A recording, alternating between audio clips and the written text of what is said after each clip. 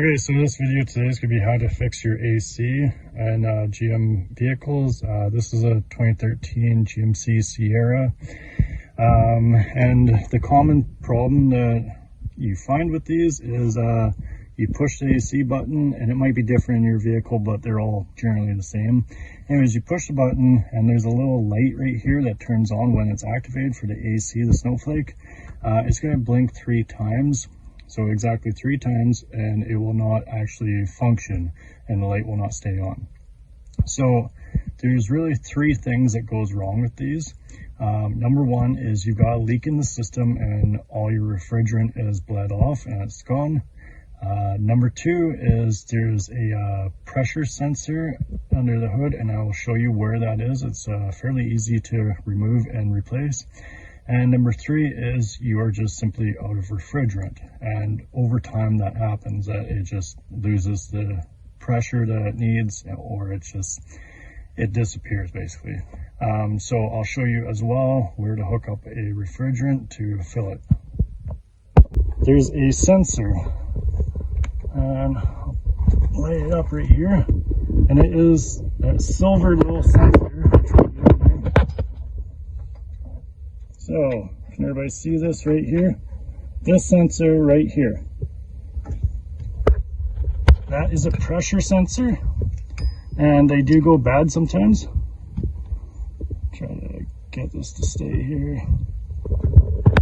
So, they do go bad sometimes. There's a little plastic pigtail on top here that you can just pop off. And then the wrench size is a 14 millimeter.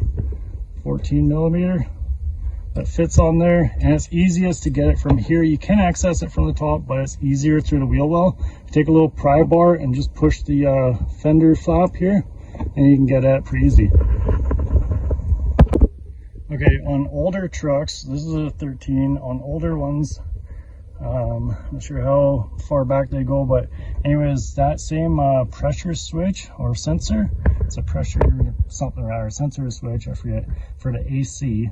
That's what you would look up at the parts store. Anyways, it can also be here.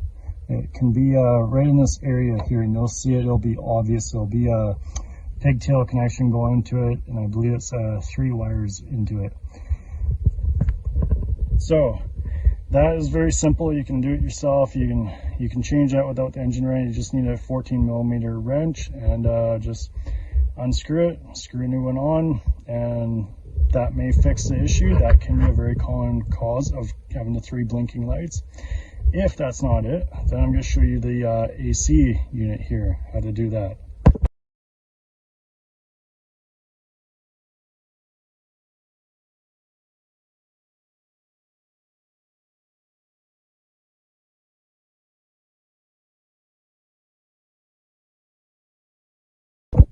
Okay, so I got this very basic refrigerant refill kit, AC recharge kit.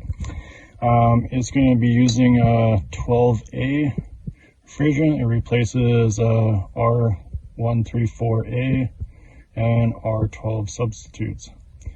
It comes with 2 canisters. When I recharged mine, my system was completely empty. It took just 1 canister.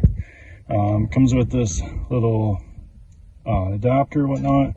Quick connect for your fitting under the hood, and this is basically just a little there's a needle in here, so once you turn this all the way, there's a needle pops out of the end which punctures the top of the can here and lets it enter. So the instructions on this are very simple. It's basically, they want you to connect this to the can first without puncturing it, and then connect this part to the truck, to the recharge fitting, and then basically you'll have the engine running. You won't have your AC on. You'll crack this into the can so it starts to bleed the can in there. Can is always, when you're filling this, the can is always upside down. You always have it upside down to fill it. And then eventually, once it shows that it looks good on here, so you'll probably say filled, at some point, or it might be up here. That's fine either way. Then you'll turn on your AC and it'll take the rest of the can, and then it'll show filled, or it might show low and you still need another can.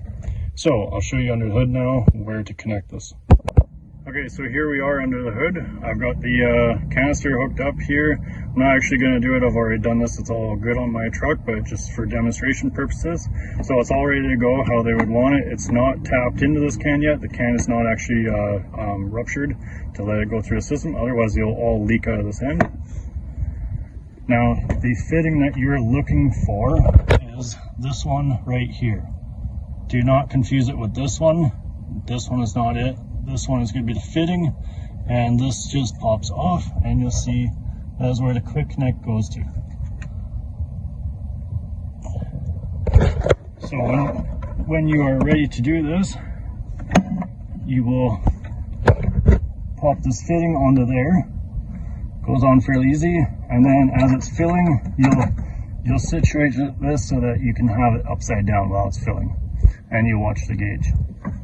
So very simple, and it probably took me about a half an hour, and I'd never done it before, so it's really not that complicated. I would not rate it as difficult, just takes a few minutes to do it. Thanks for watching.